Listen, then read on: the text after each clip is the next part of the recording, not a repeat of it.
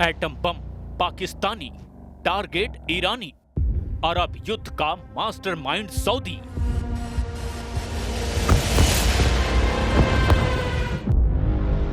इस वक्त पश्चिम एशिया से लेकर के अरब की जमीन पर जो जंगी पैंतरे चल रहे हैं वो वाकई सर्वनाश के पुख्ता संकेत हैं। एक तरफ गाजा में इजरायली हमले में एक ही दिन में 100 के करीब फिलिस्तीनी मारे गए, 4 लाख से ज्यादा फिलिस्तीनी गाजा सिटी छोड़कर भाग चुके हैं, तो वहीं दूसरी तरफ राष्ट्रपति ट्रंप ने सऊदी अरब के प्रिंस मोहम्मद बिन सलमान के साथ मिलकर ईरान के खिलाफ ऐसी परमाणु चाल चली है जिसने ईरान को बैकफुट पर करना शुरू कर दिया है। हैरानी की बात तो यह है कि अमेरिका और सऊदी अरब ने मिलकर पाकिस्तान को अपना पहला परमाणु मोहरा बनाया और फिर अरब की जमीन पर सऊदी अरब को पाकिस्तान के परमाणु बम के जरिए परमाणु संपन्न देश बनने का रास्ता साफ कर दिया है। चौंकाने वाली बात तो यह है कि जो दावे किए जा रहे हैं कि सऊदी अरब और पाकिस्तान की परमाणु हथियारों की डील इजराइल और भारत को ध्यान में रखकर की गई है, उस दावे को ठेंगा दिखाते हुए अब पता चला है कि सुन्नी मुस्लिम देश सऊदी अरब शिया मुस्लिम देश ईरान को टारगेट करने के लिए पाकिस्तान को परमाणु मोहरा बनाकर इस्तेमाल कर रहा है। यानी ईरान के ऊपर सऊदी अरब पाकिस्तान के परमाणु बमों से हमला कर सकता है, क्योंकि ईरान एक शिया मुस्लिम मुल्क है और सऊदी अरब से उसका 36 का आंकड़ा हमेशा रहा है। हम आपको गाजा में खूनी संग्राम से लेकर अरब युद्ध में मास्टरमाइंड बनने जा रहे सऊदी अरब की वो चाल दिखाने जा रहे हैं जिसने पुतिन के भी ईरान के बहाने पसीने निकालने शुरू कर दिए हैं। ईरान पर गिरेगा पाकिस्तानी परमाणु बम, अमेरिका का मोहरा सऊदी अरब।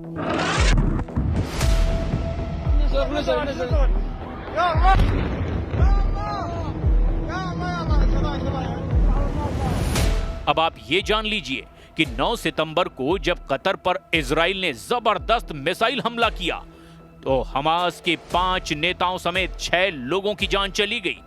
उसके बाद 57 मुस्लिम देशों वाले संगठन OIC या कहें कि इस्लामिक सहयोग संगठन ने इजराइल के खिलाफ भाषणबाजी तो खूब की, लेकिन जमीन पर कुछ असर अब तक दिखाई नहीं दिया। 9 सितंबर को कतर पर इजराइल ने मिसाइल हमला किया और मात्र इस हमले के 10 दिन के अंदर ही सऊदी अरब और पाकिस्तान के बीच परमाणु हथियारों को लेकर डील हो गई, या यूं कहें कि सऊदी अरब के बेतहाशा कर्ज में डूबे पाकिस्तान ने अपने परमाणु हथियार सऊदी अरब को एक तरह से बेच ही दिए। एक्सपर्ट्स का दावा है कि इस पूरी परमाणु और युद्ध की डील के बीच अमेरिका के राष्ट्रपति ट्रंप हैं, जो ईरान के साथ साथ रूस को भी पश्चिम एशिया में कमजोर करना चाहते हैं, क्योंकि ईरान ही ऐसा इकलौता मुस्लिम मुल्क है जो रूस का आंख मूंद कर यूक्रेन युद्ध में साथ दे रहा है, और ईरान ही इकलौता ऐसा शिया मुल्क होने वाला है जिसके पास अपने दम पर खुद के हथियार हो सकते हैं। पाकिस्तान और सऊदी अरब ने 17 सितंबर को रियाद में एक रणनीतिक पारस्परिक रक्षा समझौते पर हस्ताक्षर किए।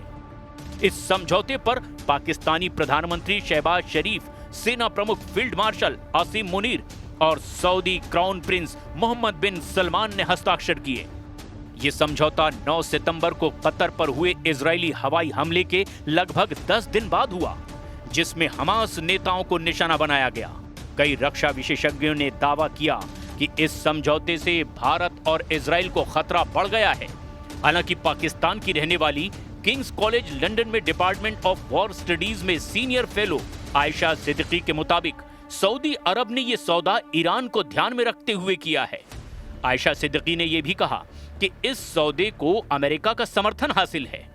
एक मीडिया में लिखे लेख में आयशा सिद्दीकी ने कहा कि इस समझौते के समय पाकिस्तान में 2 व्यापक प्रभाव पैदा किए। पहला ये कि इजरायली आक्रमण से भयभीत और अपने सहयोगियों की सुरक्षा के लिए अमेरिका पर भरोसा न करने वाला सऊदी अरब सुरक्षा के लिए पाकिस्तान की ओर देखने लगा, और दूसरा ये कि ये समझौता एक व्यापक सुरक्षा समझौते की ओर ले जा रहा है जिसमें पाकिस्तान मध्य पूर्व में शांति का गारंटर बन सकता है। ऐसी अवधारणाएं निश्चित रूप से भारत के साथ हाल ही में युद्ध की स्थिति के बाद खास तौर पर अमेरिकी राष्ट्रपति डोनाल्ड ट्रंप के 5 जेट मार गिराए जाने वाले बयान के बाद से बनी हैं। आयशा सिद्दीकी के मुताबिक 3 बातें ध्यान करने योग्य है।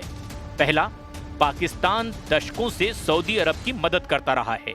दूसरा, ये वास्तव में इजराइल का नहीं बल्कि ईरान का मामला है।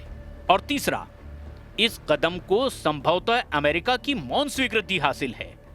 उनके इस बयान का आधार यह भी है कि अमेरिका कभी भी ऐसा नहीं करेगा जिसका नकारात्मक असर इजराइल पर पड़े। अमेरिका और इजराइल पक्के दोस्त हैं। कतर भी अमेरिका का खास है। इसके बावजूद अमेरिका ने इजरायली हमले को लेकर कतर का समर्थन किया। ये बताता है कि अगर सऊदी अरब अकेले अपने दम पर यह समझौता करता तो अमेरिका जरूर इसमें अड़ंगा लगाता, लेकिन अमेरिका ने ऐसा नहीं किया, समझौता होने दिया। सऊदी अरब ईरान के परमाणु हथियारों को इजराइल की तरह अपने अस्तित्व के लिए खतरे के रूप में देखता है।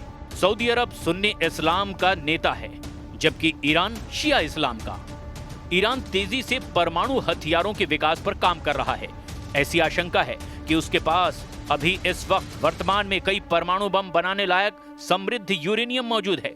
हालांकि हाल के ही समय में इजराइल और अमेरिकी हमलों के कारण उसके परमाणु कार्यक्रम को भारी नुकसान पहुंचा है। ऐसे में ईरान के परमाणु हथियारों से डरे मोहम्मद बिन सलमान अल सऊद ने एक दूसरे सुन्नी देश पाकिस्तान के परमाणु हथियारों को पाने के लिए यह रक्षा सौदा कर लिया है।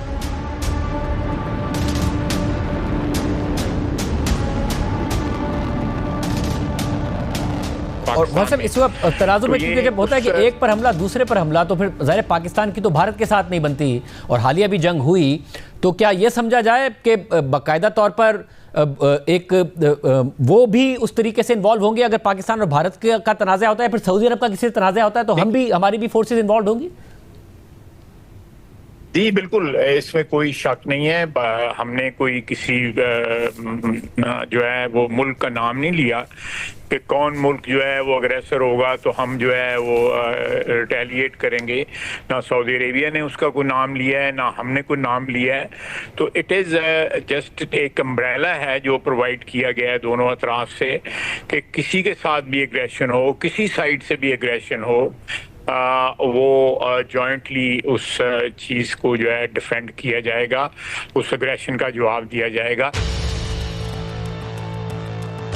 पाकिस्तान के प्रधानमंत्री शहबाज शरीफ के साथ पाकिस्तानी सेना प्रमुख आसिम मुनीर, उप प्रधानमंत्री इशाक डार, रक्षा मंत्री ख्वाजा आसिफ, वित्त मंत्री मोहम्मद औरंगजेब और हाई लेवल डेलीगेशन सऊदी अरब पहुंचा है। जिस वक्त इस रक्षा समझौते पर साइन किए जा रहे थे, तब पाकिस्तानी सेना प्रमुख आसिम मुनीर भी वहां मौजूद थे। एक अधिकारी ने रॉयटर्स को बताया कि यह समझौता किसी खास देश या घटना के खिलाफ नहीं हुआ, बल्कि दोनों देशों के बीच लंबे समय तक चले गहरे सहयोग का आधिकारिक रूप है। लेकिन हकीकत में यह समझौता ईरान पर दोहरी मार है। उसके परमाणु फैसिलिटी पर हमले हो चुके हैं और सऊदी अरब को पाकिस्तान के परमाणु हथियार मिलने का रास्ता साफ हो चुका है। लेकिन हैरानी की बात यह है कि सऊदी अरब, कतर और पाकिस्तान कतर पर हमले और गाजा में कत्लेआम पर इजराइल के खिलाफ एक भी सख्त कार्रवाई नहीं कर पाए हैं, जबकि गाजा में इजराइल फिलिस्तीनियों को गाजा सिटी से भागने पर मजबूर कर रहा है। Gaza to Saudi Arab, Trump Netanyahu का अरब युद्ध।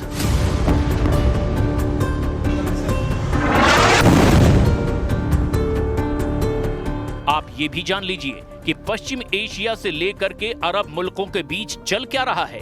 पहले गाजा के ताजा हाल को भी समझते हैं। कुछ घंटे पहले ही इजराइल ने एक बार फिर से गाजा के अलग अलग इलाकों पर बेतहाशा हमले किए हैं। 7 अक्टूबर 2023 से शुरू हुए हमास और इजराइल के बीच युद्ध में अब तक 65,208 फिलिस्तीनियों की मौत हो चुकी है। 1,66,271 लोग घायल हो चुके हैं। इजराइल ने गाजा सिटी और दक्षिणी इलाकों में जमीनी अभियान और स्ट्राइक बढ़ा दिया है। वहीं हमास का दावा है कि अब भी लगभग 6,50,000 इजरायली बंधक हैं। ऐसा दावा किया जा रहा है कि गाजा सिटी में इजराइल जो कर रहा है उससे साफ हो रहा है कि उसका मकसद एथनिक क्लींजिंग करना है। लाखों लोग इस वक्त इजरायली हमले की वजह से बेघर हैं। शहर में कई बिल्डिंग्स को आईडीएफ के जरिए तबाह किया गया है। ऑपरेशन में सिर्फ 2 हफ्ते में 20 से ज्यादा टावर ब्लॉक ध्वस्त कर दिए गए हैं।